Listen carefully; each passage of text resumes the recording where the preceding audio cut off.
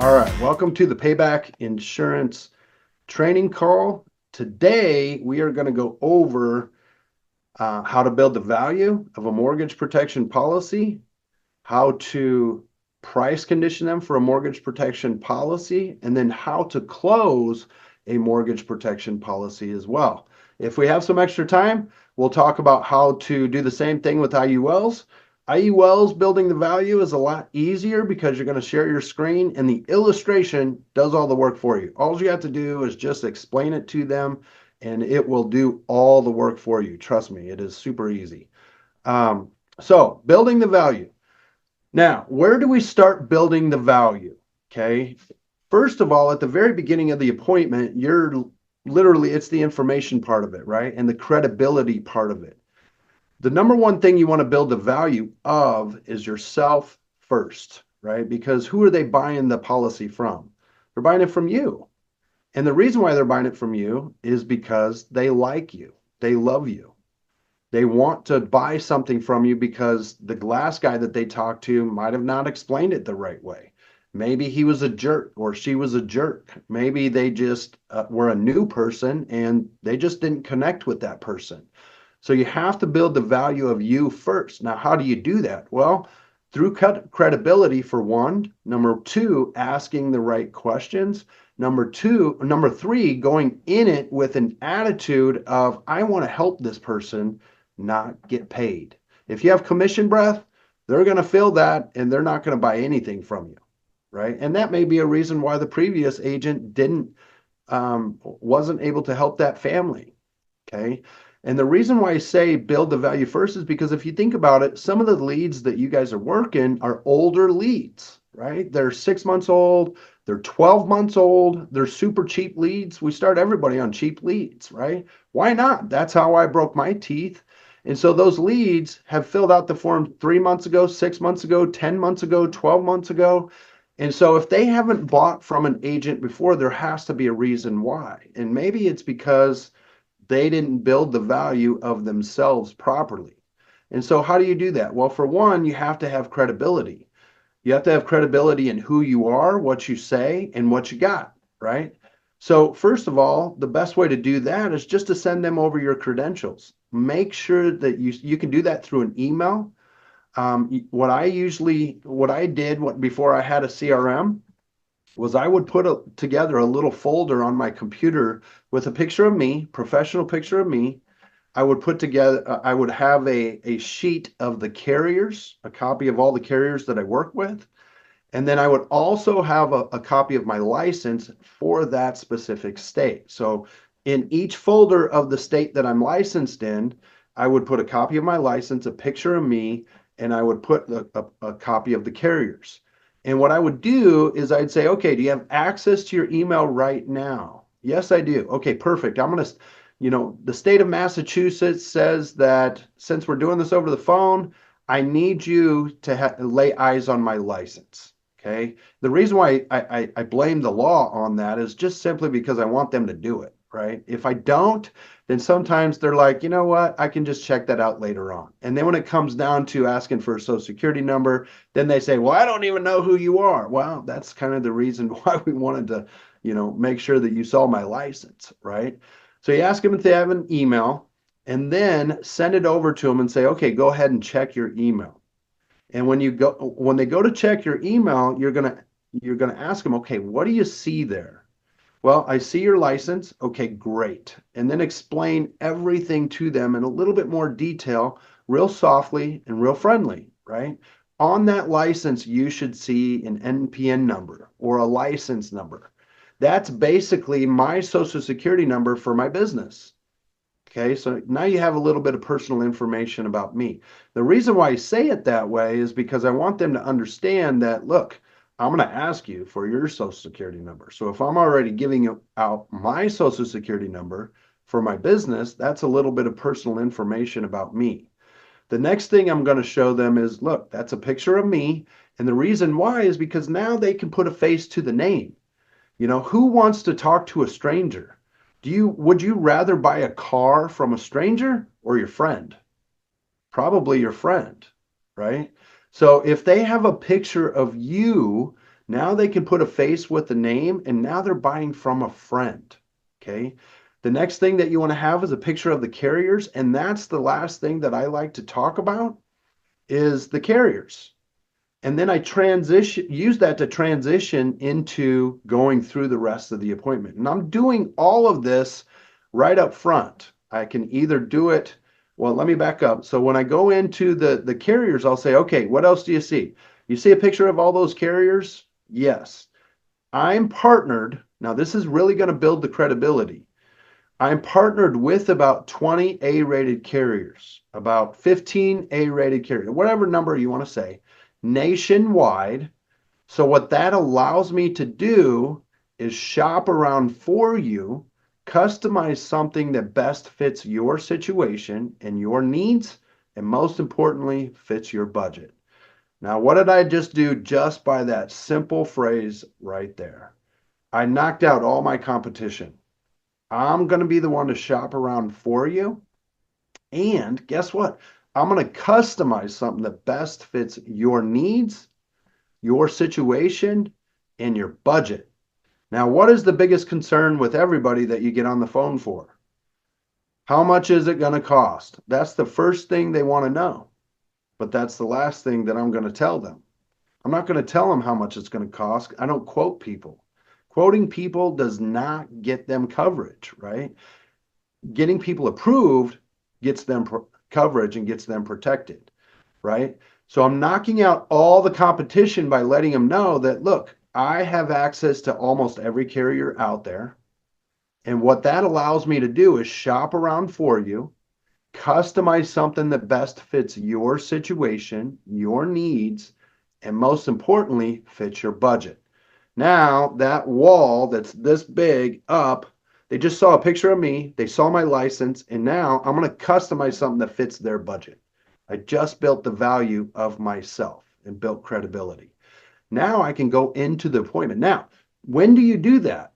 Well, I'm going to share my screen here again, and this is part of the first or second step. Okay. If we look right here, there's 7 steps to insurance sales, right? The introduction is starting to build rapport, ask questions, find the need, find their why. Second one is build credibility. You can do it either way you want to. You can do steps 1 or 2, either way, right? You can, a lot of times when I would call them, I would just literally say, hey, before we even get started, state of Colorado wants us to, since we're doing it over the phone, they want us to have you lay eyes on our license. And so I would go right into building the credibility. And then I would go back to starting to build rapport, meaning ask questions, find the need, find their why, because that's how they're going to know that you're going to care, right? The more you can ask the questions, the person that asks the questions is the one that controls the conversation. Okay, the one that answers the questions is following the control of the conversation. And so you can do it the other way around. You can call them up and just start asking questions. Okay, what got you interested in the mortgage protection life insurance? What got you interested in the IUL, the Index Universal Life? And just let them answer the questions. They'll tell you why. They'll tell you their need, right? And you can dig a little bit deeper. Okay, why now? Why not like 10 years ago when you were younger? Why are you interested in it right now? Did somebody in your family pass away? And a lot of times I'll ask that question and you wouldn't believe it how many people say, yeah, my cousin just passed away a month ago. Okay, did he have any type of life insurance product in place? No, he didn't. And it was pretty devastating for the family, right? You just pulled out another pain point. You're finding out the why, you're finding out, the reason why they need to buy life insurance, right?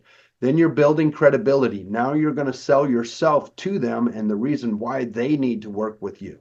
So you can do either one of those steps, first or second. It doesn't really matter because the step after that is you're going to explain the process, okay?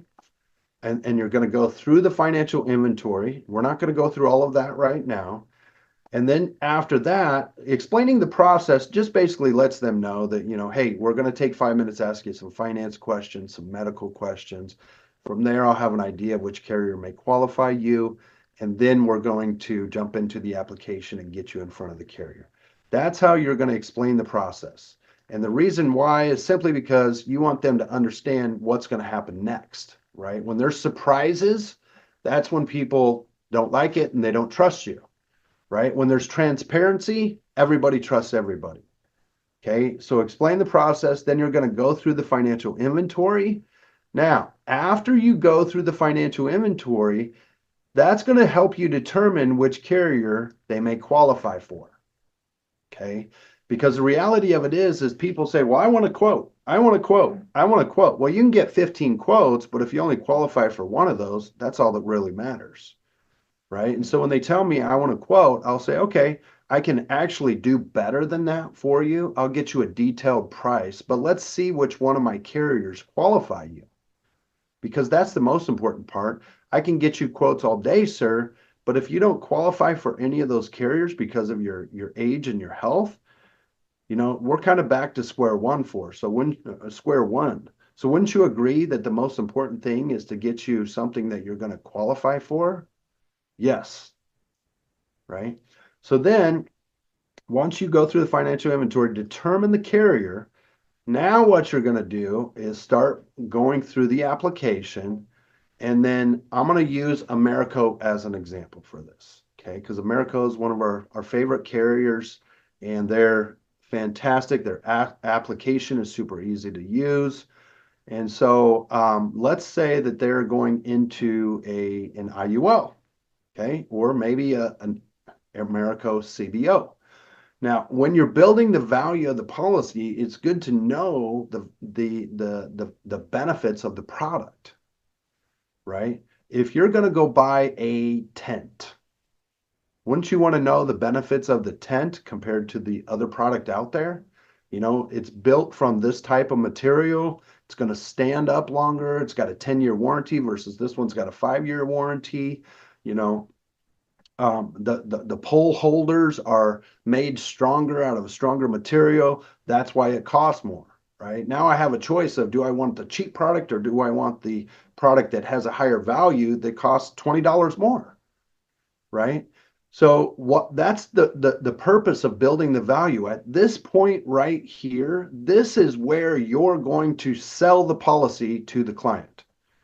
Okay, it's not at the end, it's not at the very beginning. The building the value sells the policy for you. And so all you're doing is helping them understand what the value of the product that they're getting is. The next step is price conditioning.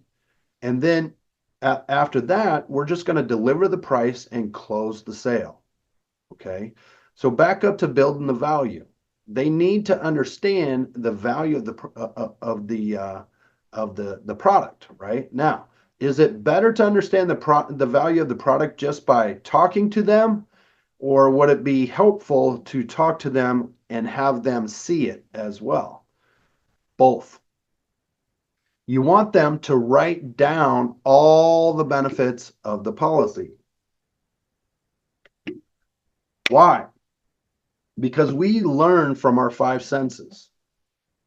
If we can feel, smell, touch, see, and hear everything, that's gonna impact us even more, right? But obviously we're on the phone, so we can't see each other. They know what I look like though, because they've seen me. They can't see the policy. This isn't something tangible. It's not like buying a house where I can go up, see it, touch it, smell it, feel it, look at it every single day. It's a stack of papers, right? So in order for them to help understand how important this value is for this policy, what we need to do is have them write down all the benefits. So I'm going to go through that real quick to show you how I do it. And grab a pen and paper because I want you to act like you're a client. Okay. And I want you to kind of visualize what they see because it's going to help you understand how important it is to write it down. So let's say we have a client that is 66 years old and they have a $200,000 mortgage and they want a mortgage protection policy.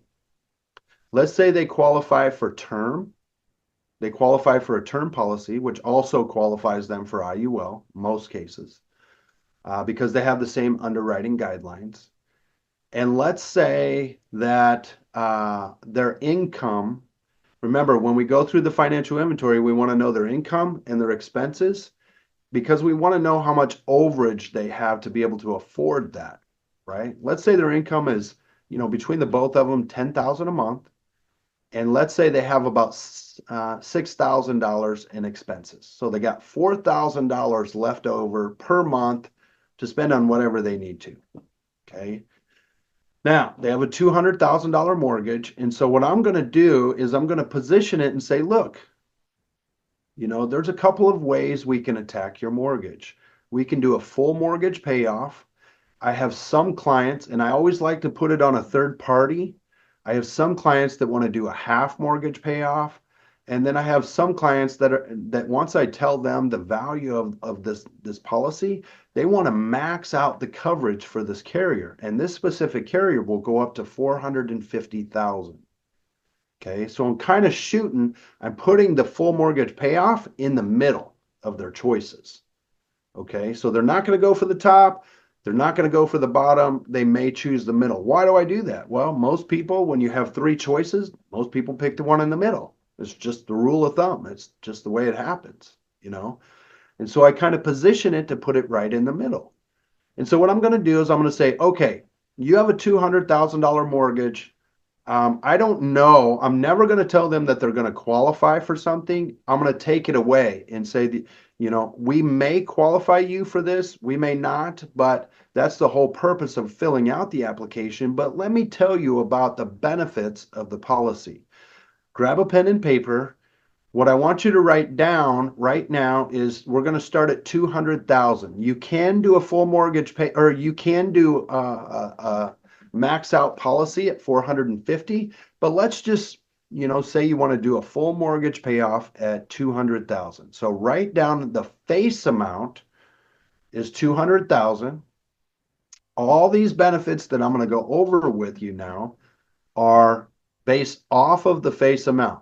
Now, that's also the death benefit. So right next to that 200,000, just put DB for death benefit. And so what that means is if you were to pass away, Paul, Tiffany is going to get a tax-free $200,000, which is huge. The next benefit I want you to write down is called tax-free, and put a big star by that. Because if Tiffany had $200,000 of income, do you think she would be paying a little bit of taxes or a lot of taxes? Oh, probably a lot, right? So most people, most agents, they don't have them write down tax-free, but that is a huge benefit. If you're in a 25% tax bracket, 25% of 100,000 is 25 grand. So 200,000, that's 50 grand right there, right? And you can point that out to them and they'll say, oh yeah, well, and that's another benefit because you're giving them 200,000 without them having to pay taxes. Okay. So now we have written down face amount 200,000, tax free. The next thing I'm going to have you write down is critical illness. And then right next to it, write down 200,000. Paul, if you were to come down with a critical illness, you have a heart attack, stroke, kidney damage, liver damage, cancer, anything that is going to be life-threatening to keep you out of work for a while, a life event that happens, you can withdraw up to 100% of your policy. And in this case, it's 200,000. The next benefit I want you to write down is chronic illness. Right next to it, write down 200,000. Chronic illness is your 6 daily living activities. It could be an illness or an injury. If you can't perform just two of your daily 6 living activities, you can withdraw up to 200,000 from the policy. Okay. Now, the next benefit. Now, sometimes when I'm explaining these benefits, just to kind of prop it up a little bit, I like to tell stories because stories sell, right? Stories bring it home to your family, right? And a lot of times I'll say, imagine if you got in a car accident. Car accidents are the leading cause of death in America. For me personally, I don't know anybody over 20 years old that has never been in a car accident. Some of those are fender benders. I've been in 7 accidents myself. I'm still here, obviously. But what happens if you get in a bad, bad car accident, but you don't die? You live and you're laid up in the hospital. Now, let me ask you this, Paul, if you were laid up in the hospital for 90 days and you don't go to work, does your boss still pay you? No. No, they don't. So if they don't pay you, that's the purpose of this policy because it kicks in and pays out for a loss of income, right? And so that way you don't have to sell your house and move out of it. And Tiffany doesn't have to come in and make payments on your mortgage while your kids are going to another school because they have to move. Okay. The other benefit that I want to talk about is called terminal illness. Terminal illness. Right next to it, you guessed it, write down 200,000. Okay. Now, if the doctor says you're going to die in 12 months or less, you can pull 200,000 from the death benefit while you're still alive. True story. And I tell another story right here, right? Because again, stories sell. Now, the car accident one is very famous. Everybody knows somebody who's been in a car accident. Some people know people that have died in a car accident. So they're going to start thinking of that when you start telling that story. Okay. Now, the terminal illness, I always share a story of mine. This is a true story for me. You can share a story of your own. I always let people know that, hey, I have a friend of mine that died in 2019. He went into the doctor because he had a canker sore on the back of his tongue. They ended up checking it for cancer. Come to find out, it was cancer. He had half of his tongue cut out. And then he went through chemo and he was fine. 4 months later, he goes back for a checkup. Come to find out, the cancer went metastatic. And 2 months later after that, he passed away. He left 4 little boys behind underneath the age of 10. And his wife had to move back to Arizona because she didn't have money to pay for the house on her own. And he was 32 years old. True story. And so when I tell people that story, I'm getting goosebumps right now. I always slow down. I make it a little bit more emotional because the more emotional you make it for yourself, the more they're going to feel it. And they're going to say the same thing. Wow, holy cow, right? And so now they're starting to realize the value of this policy, how peaceful they're going to be able to feel when they buy this policy and just make a small payment every single month. So the next thing I want you to write down is called cash value. Okay.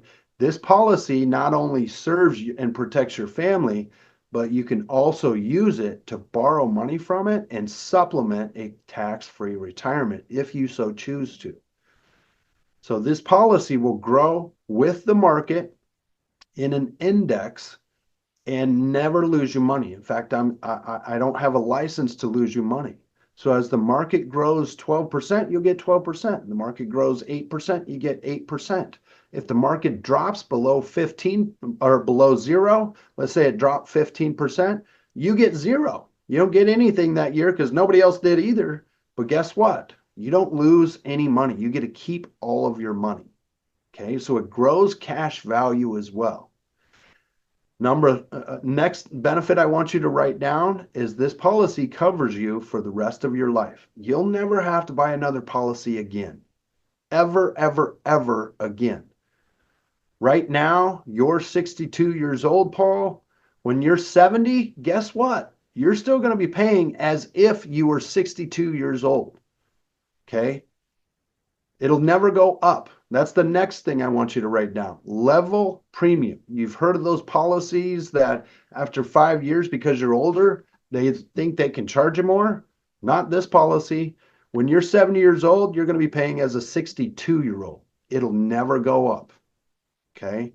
Now, those are just added benefits that I added in there. Now, if you take a look at your paper, I don't know if you guys write small, write large. but you guys have a whole list of benefits there. There's nothing negative on that sheet. And so your client right now is looking at all of these benefits while they're thinking of the stories that I just sold them or just told them. Okay. Now, what are they looking at on your paper? What do you guys see? 200,000, 200,000, 200,000, 200,000, 200,000, tax free with a big star by it, right? That's what your clients are seeing. And when they see all of that stuff, the value now is way, way, way, it's huge and it's way up here. Okay. Now, the next step right here, price conditioning. Okay. That's what we're going to do next. We have to get them prepared to hear the price. Every day, you guys are price conditioned. Every single day. If you go to a store, let's say you go to Target and you want to buy a shirt and you're shopping around and all of a sudden you see this rack over here and it says $89 shirts. They cross it out and it says on sale for $59. Then there's a big red tag over it that says 59 or $29.99 today only. You just got price conditioned. Now, if you're my wife, you'd probably buy every shirt on that rack. But the reality of it is we don't need all of that, right? But that's how they get you to buy. The value of it's up here. They don't have to have a salesman. The value of it's up here. How many times do you drive by a billboard and they're like, air duct cleaning, $299 for the next week, $199. It's on sale. It's a price conditioning tactic, right? That's how price conditioning works. They get you to believe the value is up here, but you're going to pay this little itty bitty price down here, okay? Carpet cleaning. If you've ever had a carpet cleaning guy come over, they'll say, it's normally, $100 per room. How many rooms do you have? Well, 10, 12 rooms.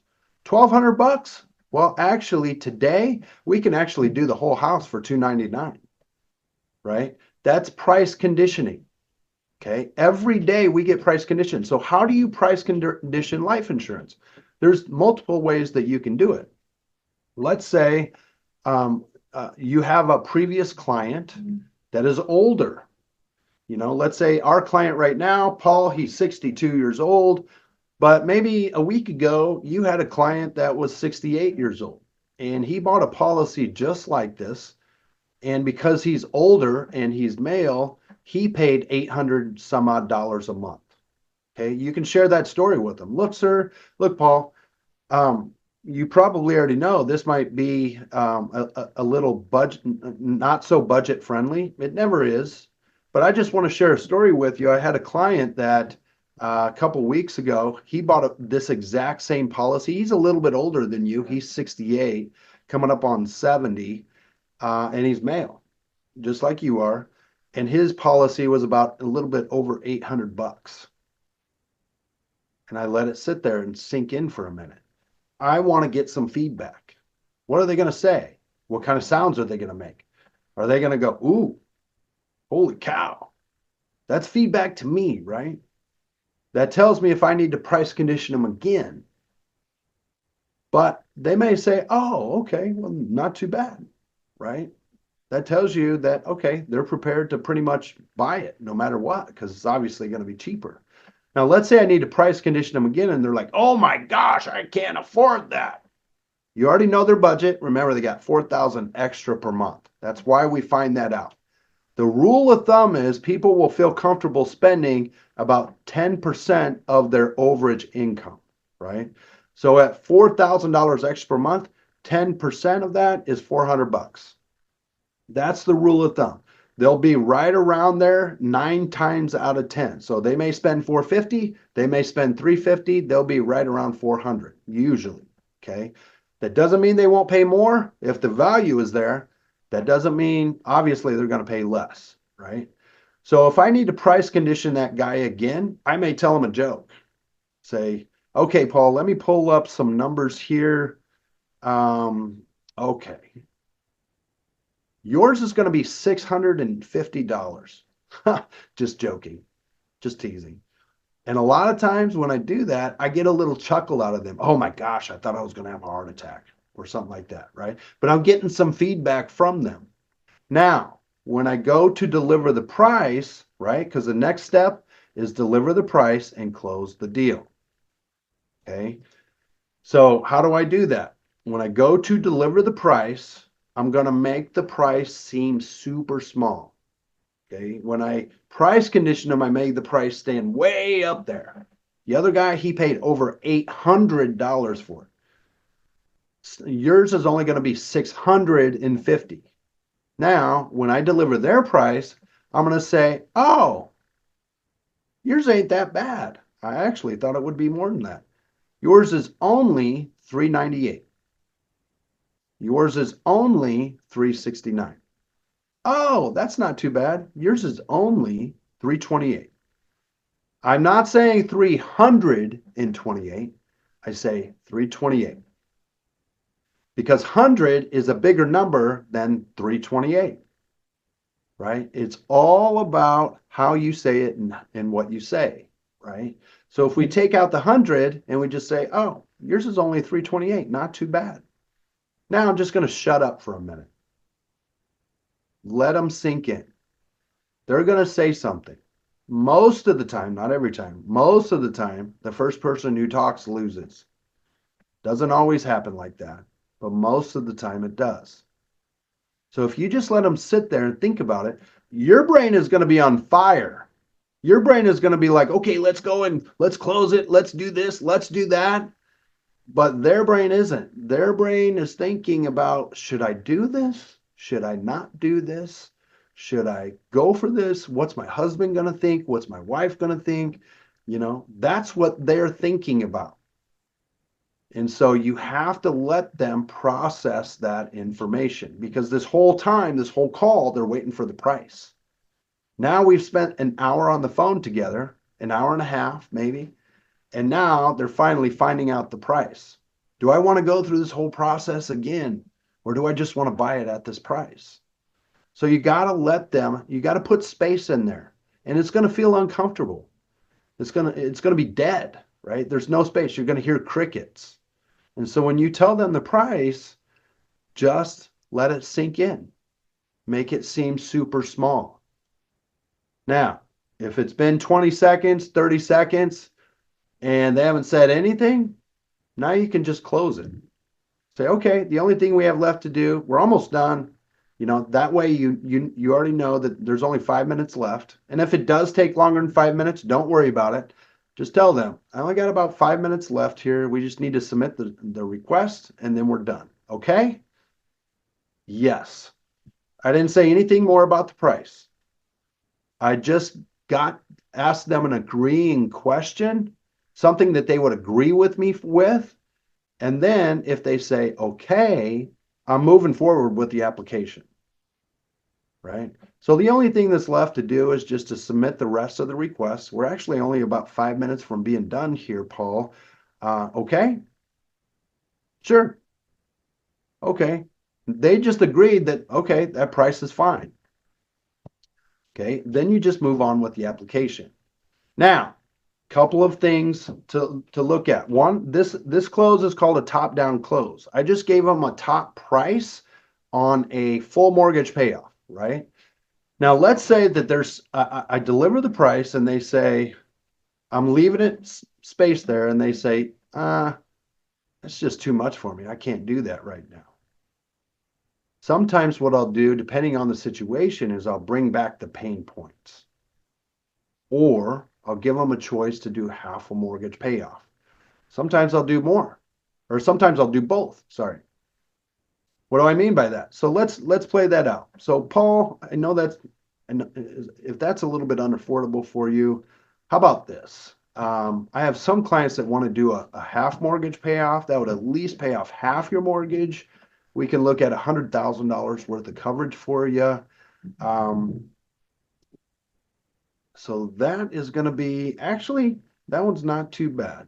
That's only going to be $186 a month. Let it sit there for a minute.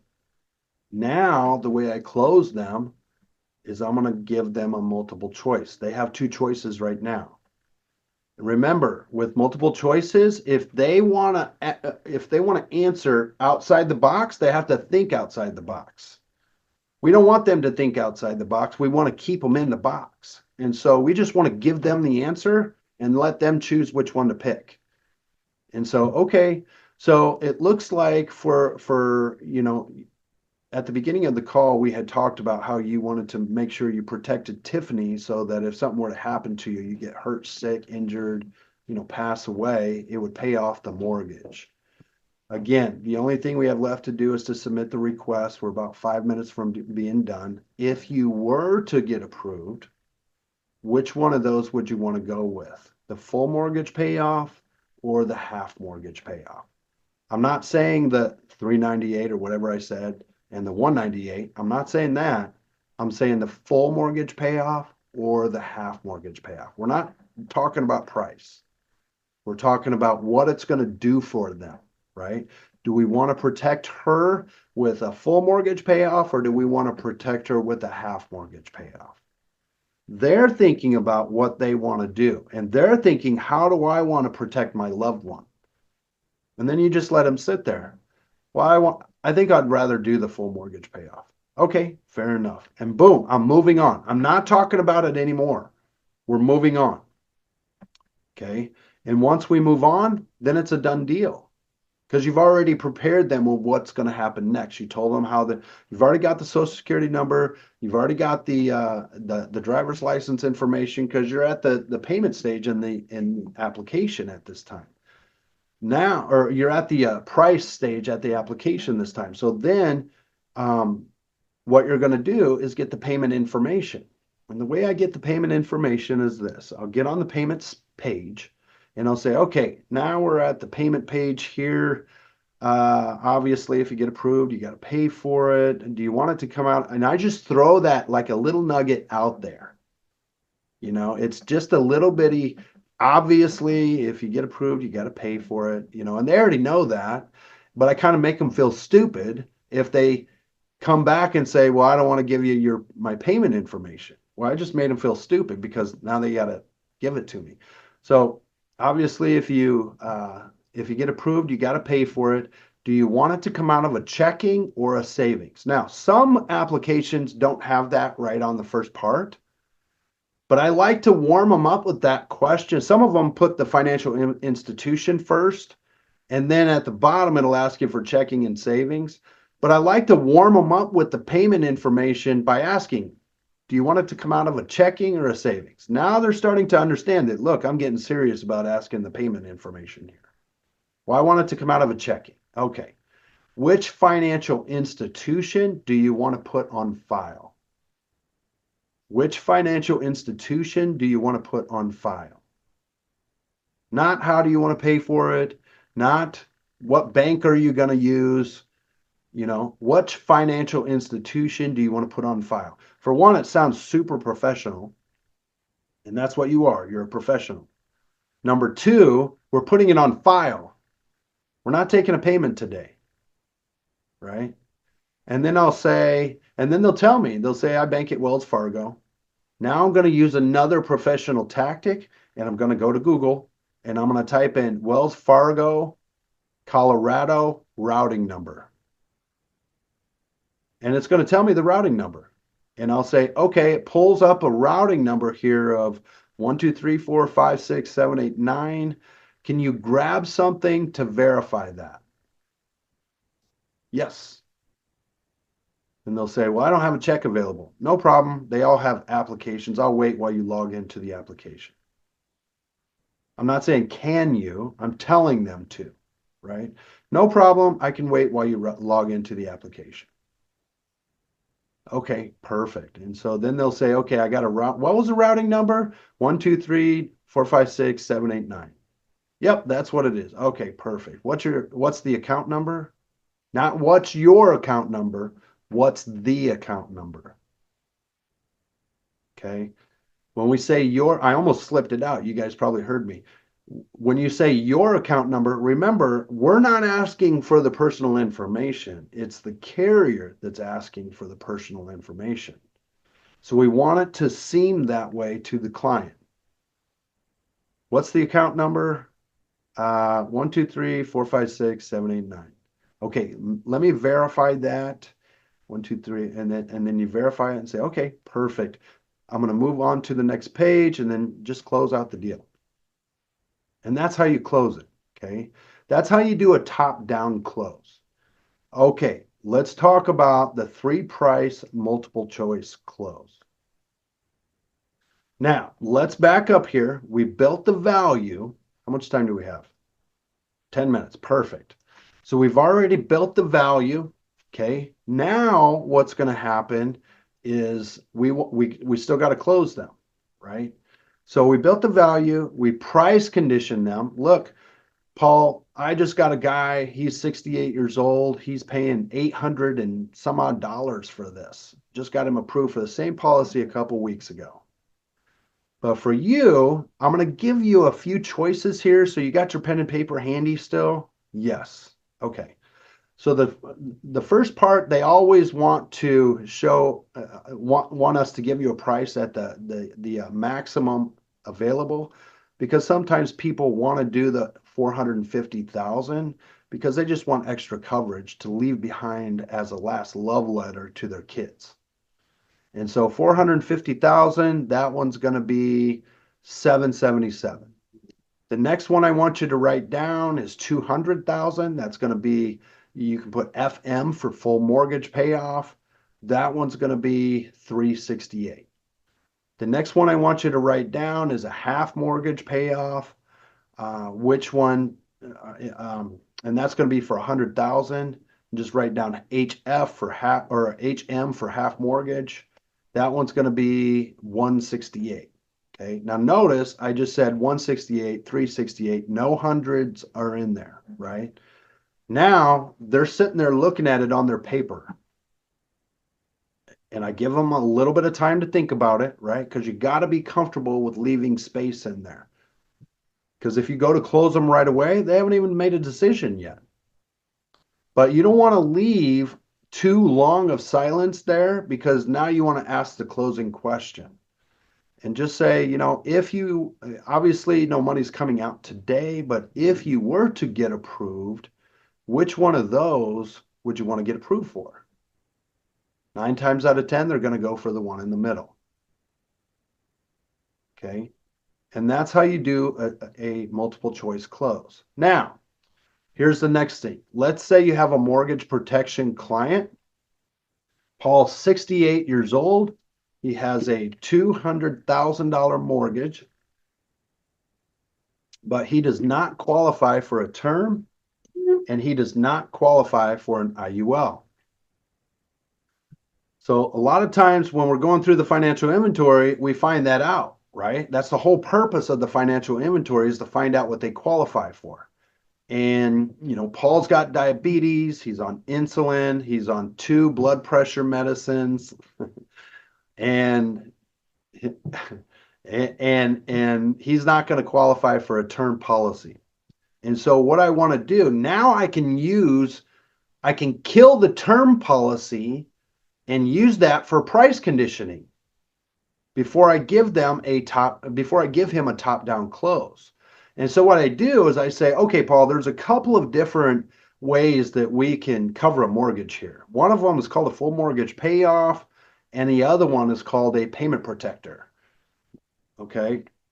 Now, most of the time, with your budget, I know you got an extra $4,000 a month, but in this type of scenario here, you may not qualify for a full mortgage payoff just because of the health condition, the type of prescriptions that you're taking. And to be honest with you, I don't know if you would even want the full mortgage payoff, because it might be a little bit more expensive. I just got a guy that's 68 years old, a term policy. I don't say IUL, a term policy that's going to end in 20 years. So he won't have any coverage in 20 years, or you can even say 10 years. The only thing he would qualify is for 10 years or 15 years, whatever you want to say. And then at the end of there, he's not going to have any more coverage, but it cost him about $1,200 a month. And I'm pretty sure you probably don't want to pay $1,200 a month, do you? No, right? So now they're on my side. Now I built more credibility about myself as well. Now they're understanding that I'm really, really, really going to work for this guy. So the other option is, and this is what I would recommend if you were my dad, let's do a payment protector. It's going to be a lot cheaper for you and it'll kick in whenever you die. It doesn't have to kick in within the next 15 years like the other guys. Whenever you die, it kicks in. Okay. And so then what I do is I calculate his mortgage payment. And let's say his mortgage payment is $1,000 a month. And so then looking at his budget, I'll say, I'm going to give you a couple of different options here. Now, I know Americo for their final expense policy will go up to $40,000. Okay. So I'll divide, the way I figured that out is I'll take their mortgage payment and divide that into $40,000. That gives me 40 months. 40 months worth of mortgage payments. And that's what you're trying to do with the final expense is figure out how many months can I give them to make that mortgage payment so they don't have, so their beneficiary doesn't have to come out of pocket to make the mortgage payment. That's how you protect a mortgage with final expense. And so 40 months, I like to estimate it at 2 or 3 years, like an even number. I don't want to say like 3.3 years. It just makes it more difficult for the client. And so I'll say, okay, I'm going to give you, so let's say it's $1,000 a month. I know that more America will go up to 40 grand, but $1,000 a month times 12 months is $1,200 times 3 years is 36,000, 12,000 and 36,000. Sorry. So I'm going to say, okay, what I want you, I'm going to give you 3 options here. And then at the end, you're just going to pick one and then we'll submit a request with the carrier. Okay. Remember, I'm just telling him what I want him to do. So I'm going to say, okay, if you want to do if you want to give her 3 years worth of payments, that's going to be $36,000 worth of mortgage payments. And that's going to be $339. And then I'll say, okay, 24 months worth of payments, 2 years worth of payments for Tiffany, that's going to be $286. And if you want to do 12 months worth of payments for Tiffany, that's going to be $192. Okay. And then I'm just going to close them the same way. I let them think about it for 5 to 10 seconds. And then I ask them the question. Remember, it's going to be multiple choice now because I gave them 3 choices. Look, the only thing we're going to do is to submit a request. The only thing we have left to do is to submit a request to see if we can even get you approved. If we can't get you approved, we're kind of back to square one. But if you were to get approved, which one of those 3 would you want to get approved for? Well, I'll take the 2 years worth of payments. Okay. And now you're just going to go right into it and do the banking information, close the sale. Now, here's the important part. The important part is that gap of their money that they have in between their income and their expenses. Okay. And the reason why that's important is because if you have somebody that just makes an extra $1,000 a month, and if you do a 3-year plan that's going to cost them, $450, they may not do that. So maybe you want to change your 3 choices down to 18 months, 12 months, and 6 months. Okay. Maybe somebody that has more money, you can do a 3-year plan, a 2.5-year plan, a 2-year plan. Okay. That's where that financial inventory becomes important because that way you can judge of what kind of 3 choices I want to give them. Does that make sense? And that's how you build the value, that's how you price condition, and that's how you deliver the price and close the deal. Every single time on a mortgage protection policy.